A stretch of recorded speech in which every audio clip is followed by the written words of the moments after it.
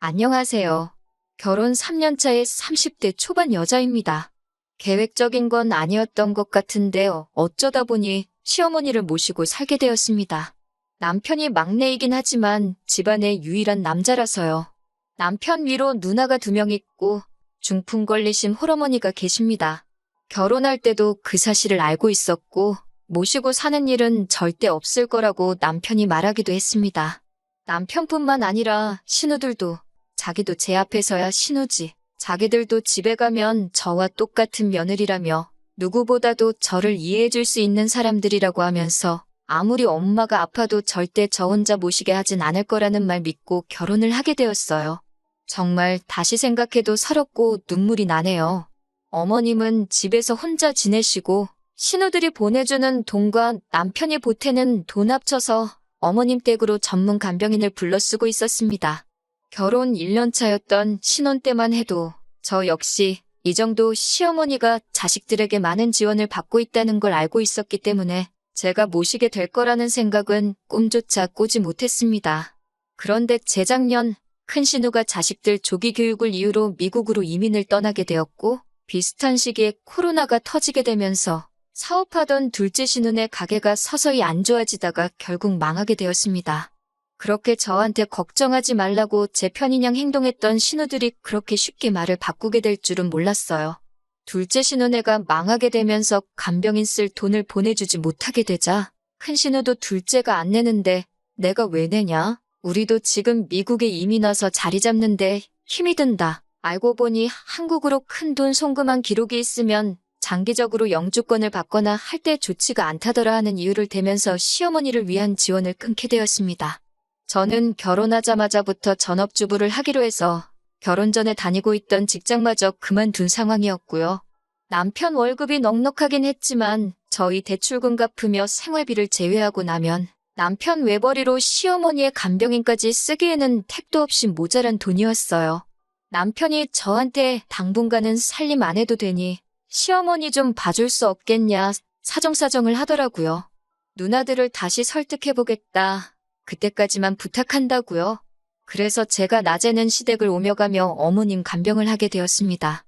그렇게 한 달을 시어머니 수발들면서 지내고 있었는데 신우들하고 이야기가 잘 안 되고 있는지 간병인을 새로 쓰는 건 정말 기약이 없겠더라고요. 시어머니 수발들며 보면 마음 한구석이 안타깝더라고요. 항상 누워 계셔야만 하고 혼자 힘으로는 제대로 움직이지도 못하시고 맨날 TV만 보고 있는 모습이 참 안쓰러워서 힘들었지만 남편한테 투정 한번 부리지 않고 꿋꿋이 모셨습니다. 신우들에게서 받던 지원이 이제는 불가능하다는 생각이 들기 시작할 때쯤 시어머니 보면서 안쓰러운 마음이 들기 시작했습니다. 그래도 내 남편 낳아주시고 키워주신 분이니까 하는 생각에 신우들 상황이 좋아질 때까지 제가 오며 가며 시어머니 봐드리는 게 아니라 우리 집으로 모시는 게 낫겠다는 생각이 들더군요. 남편이 정말 고맙다고 자기가 다른 건 몰라도 사람 하나는 제대로 봤다면서 자기가 아마 몰라도 전생에 나라를 구했나 보다 어쩌고 하면서 자화자찬을 하더라고요. 신우들한테는 어떻게든 지원금을 받아내겠다 몇 번을 다짐하듯 이야기했고 그렇게 벌써 2년이라는 시간이 지나버렸습니다. 참 힘들었네요. 그래도 시어머니께서도 항상 저한테 미안하다고 하시기도 하고 하루는 또 고맙다고도 하시고 내가 잘하고 있는 게 맞다고 믿으며 꿋꿋하게 버티며 살아왔는데 이번에 남편한테 너무 크게 실망을 하게 되었습니다. 얼마 전 일인데 친정어머니께서 빌라 계단에서 발을 헛디디시는 바람에 발목에 큰 부상을 입게 되었어요. 아버지가 집에 계시긴 하지만 낮 시간에는 회사에 나가셔야 하고 저희 집은 남편처럼 형제가 많은 게 아니라 저 혼자 외동이라서 간병인 쓰는 건 엄두도 안 났습니다. 고민 끝에 우리 엄마 다리 괜찮아지실 때까지만 우리 집에서 잠시 모시고 살면 어떻겠냐고 물어보게 되었습니다. 당연히 그렇게 하자고 할 줄 알았던 남편이었는데 단 1초의 망설임도 없이 그렇게는 힘들 것 같다고 거절하는 남편의 말에 그간 남편과 저 둘이서 서로를 위해 최선을 다해 살고 있다고 믿어온 시간이 무색하게 큰 실망을 하게 되었습니다. 여자는 출가회인이라고 하면서 어딜 장모님을 모시고 살겠냐는 말을 하냐고 하더라고요. 그렇게 가부장적인 면이 있는지도 몰랐고 시어머니 모시면서 살림하는 저의 부탁을 그렇게 무자르듯 단칼에 베어버리는 모습은 상상도 해본 적이 없어요. 저도 화가 나서 내가 여태껏 당신 어머니 2년 동안 그 어떤 보상도 바라지 않고 마음으로 우러나와 모셨다. 당신 어머님 똥오줌 한 번이라도 받아본 적 있느냐고. 다리 다쳐 집에서 혼자 화장실도 제대로 못 가시는 친정어머니가 지금 당신 어머니랑 상황이 다를 게 뭐가 있냐고 따졌습니다. 시어머니처럼 몇 년을 모시고 살겠다는 것도 아니고 혼자서 생활이 가능해지실 때까지 잠시만 우리 집에서 함께 지내자고 하는 건데 당신 보고 수발 들라고 부탁하는 것도 아니고 내가 알아서 하겠다는데 생각도 안 해보고 그렇게 단칼에 거절할 수 있느냐고요? 처음에는 어떻게 사위와 장모가 한 지붕에서 살 수 있겠냐고 발악을 하던 남편도 제가 조목조목 따져 물으니 나름 몇 가지 이유를 설명하더라고요.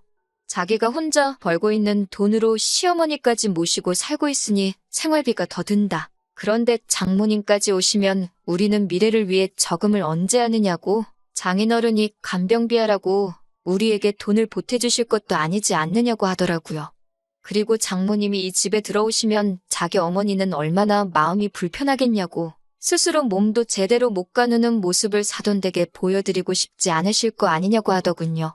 거기에 한마디 더 보태면서 장모님도 제가 시어머니 똥오줌 받으며 수발하는 모습 보시면 마음이 어떨 것이며 자기 딸 이렇게 고생시키는 저를 얼마나 모자란 사위로 생각하시겠냐고. 장모님을 집으로 모셨다간 집안 싸움이 일어날 거라며 그런 어이없는 이유를 대며 저와는 그 어떤 타협도 하지 않을 것처럼 보였고 무조건 안 되는 건 안 되는 거라고 끝까지 제 부탁을 들어줄 생각이 없어 보였습니다. 내가 당신 어머니를 다른 사람이라고 모신 줄 아냐? 평생을 함께할 배우자인 남편의 어머니니 모신 것 아니겠냐고 따졌더니 누가 언제 모셔달라고 부탁이나 했냐고. 네가 우리 집에서 모신다고 데려와 놓고서는 이제 와서 그걸로 생색이냐며 화를 내더라고요. 한참을 싸우고 남편은 집구석에 못 싣겠다며 밖으로 나가버렸습니다. 시어머니는 그 와중에 저와 남편의 대화를 다 듣고 계신 상황이었고요. 큰 소리가 들려서 안 들으려고 해도 들을 수밖에 없었다고 하시면서 저한테 미안하다고 사과를 하시더라고요. 시어머니가 남편을 설득해주겠다는 말 정도는 해주실 줄 알았는데 친정엄마 집에 모신다는 이야기에 대해서는 마치 못 들은 이야기 마냥 이런 방구 언급도 안 하셨어요. 참 남편이 말한 것처럼 제 팔자 제가 꼰 거나 마찬가지이긴 한 상황이지만 여태까지의 희생과 노력, 시간들이 무색하다는 생각이 들고 허망하더군요. 무슨 좋은 대답을 듣자고 말한 건 아니지만 제가 2년간 보상 하나 바라지 않고 해온 일들이 고작 이렇게 저에게 돌아온다니 여태까지의 시간에 회의감만 들 뿐이네요. 3년이라는 시간이 긴 시간은 아니지만 제가 이혼을 결심한다고 하더라도 혼자서 잘 헤쳐나갈 수 있을지 걱정도 되고 참 갑갑한 이 마음에 어디다 털어놓기라도 해보자는 마음에 사연 적어봤습니다. 제가 정말 이기적인 걸까요? 서러워서 괜히 창밖만 보게 되는 하루입니다. 후기를 전해드립니다. 여러분들의 댓글이 저한테 참 큰 힘이 되었네요. 남겨주신 댓글들 하나하나 꼼꼼히 다 읽었습니다. 저를 위로해주시고 격려해주신 모든 분들께 감사의 말씀을 전합니다. 그냥 답답한 마음에 적어본 사연인데 이렇게 많은 분들이 저를 위해 목소리를 내주실 줄은 상상도 못했어요. 덕분에 용기가 생겼습니다. 그날 이후로 남편은 저를 대하기가 어려웠던 건지 매일같이 어디서 술 마시고 새벽 다 돼서야 들어왔어요. 그러고선 아침 일찍 일어나 저한테는 말도 없이 씻으러 들어가고 잘 다녀오라는 제 인사까지 무시하고 혼자 도망치듯 집 밖으로 나갔고요. 그래도 미안한 마음은 있었는지 아예 저와의 대화를 피하려는 것처럼 보였습니다. 제가 남편에게 이 말을 전하기로 결심한 그날도 남편은 또 새벽이 다 돼서야 집으로 오려는 듯 퇴근 시간이 넘어도 들어오질 않더라고요. 그래서 편지 하나 남겨놓고 짐 챙겨서 친정으로 향했습니다. 편지에는 나는 우리 어머니 모셔야 하니 친정에 가보겠다고 그동안은 당신 어머니는 당신이 직접 모시라고 적어놨어요. 아픈 시어머니 두고 나오는 길이 마음이 편치만은 않았는데 저도 더 이상 참고 살 수 없기 때문에 뒤도 돌아보지 않고 친정으로 향했습니다. 의외였던 건 제가 남겨놓은 편지를 읽었을 남편에게서 그 어떤 연락도 오지 않았기 때문입니다. 친정어머니도 남편은 어쩌고 왔냐고 물으셨는데 자초지종을 설명하니 어머니는 많이 실망하신 눈치였지만 딱히 누구를 원망하지는 않으셨어요. 그렇게 짐 싸서 나오기를 2주가 지났을까? 저에게 연락이 온 건 남편이 아니라 둘째 신우였습니다. 둘 사이에 무슨 일이 있었는지는 모르겠지만 제발 그만 화 풀고 돌아오라는 연락이었어요. 이야기를 나눠보니 시어머니는 지금 둘째 신혼에 있는 것처럼 보였습니다. 남편이 제 편지를 읽고 저한테 사과하기에는 자존심이 상했는지 급한 대로 시어머니를 둘째 신우에게 부탁한 상황이었나 봐요. 저는 앞으로도 돌아갈 계획이 없다. 그리고 이건 저와 남편의 문제이니 신우에게 중간에 껴서 이래라 저래라 하지 말아달라고 한마디 했어요. 그렇게 신우와 연락이 닿은 지 이틀 만에 남편이 친정으로 찾아오더라고요. 찾아와 놓고 하는 말이 자기가 제 고집에 졌다고, 이제 두 손 두 발 다 들겠다고, 친정어머니와 한동안 같이 지내는 거, 이제 자기도 더 이상 뭐라 하지 않을 테니 돌아와 달라고 하더라고요. 이제 와서 잘못했다 말하기에 너무 늦은 거 아니냐고 웃기는 소리 하지 말라고 했어요. 곧 이혼소송도 준비할 테니 이제 당신 부모는 당신 손으로 직접 모시라고, 더 이상 아픈 남의 어머니 모시기 위해서 내 어머니를 등질 생각 없다고 한마디 했습니다. 시모 모시고 산 2년간 제가 무슨 불만이라도 말한 적 있냐고. 불만 한마디 말한 적 없는데 신우는 다른 사람도 아니고 자기 어머니를 2주 만에 포기하지 않았느냐. 그것만 봐도 나는 이제 할 만큼 한 것 같으니 이제 그만 여기서 갈라서자고 말했어요. 남편은 지지 않고 콧방귀를 뀌면서 친정으로 제 발로 나간 주제에 무슨 이혼을 논하느냐 하더라고요. 말도 없이 시어머니 저버리고 친정으로 달아난 저에게 이혼의 책임이 있으니 자기도 맞소송을 하겠다고 자기한테 위자료 줄 준비나 하고 있으라고 하더군요. 시어머니는 저한테 위자료 받아서 그 돈으로 간병인 써서 모셔야겠다고 하면서요. 솔직히 그때 겁이 많이 나기는 했어요.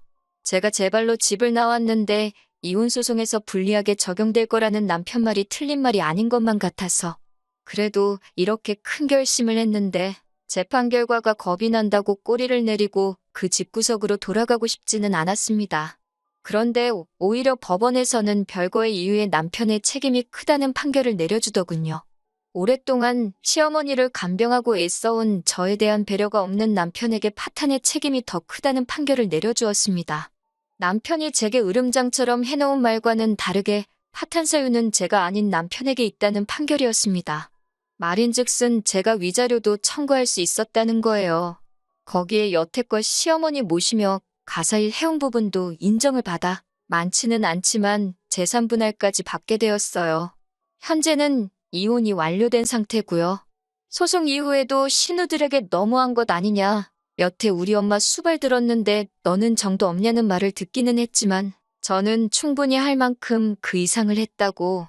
오히려 자식된 도리로 자신들을 낳아준 부모를 먼저 저버린 게 누군데 누가 누구한테 큰 소리냐며 따지니 신우들도 아무 말도 못하더군요. 이러나 저러나 시어머니는 저 때문에 몸도 불편하신데 마음의 상처를 받으셨겠지요. 하지만 남편이 저에게 자식된 도리를 강요한 만큼 남편도 저를 위해 자식된 도리를 해줬다면 일어나지도 않았을 일이라 생각하기에 그 부분에서 제가 양심의 가책을 느낄 이유도 없다고 생각합니다. 남편은 자기가 뿌린 씨앗을 거두게 된 거고 저는 거기에 일말의 책임조차 질 이유가 없다는 거예요. 댓글 남겨주신 분들이 저에게 용기를 보태주지 않으셨다면 저 혼자서는 절대 해내지 못할 일이었던 것 같습니다. 3년이란 헛된 시간을 남의 부모에게 효도한 만큼 제 남은 인생은 저희 부모님을 위해 효도하며 살아가려고 합니다. 다시 한번 여러분들께 감사드립니다. 다음에는 이런 사연 적는 일 없는 게 더 좋은 거겠지요? 그렇게 될 거라 생각하고 이렇게 저는 이만 물러나도록 하겠습니다.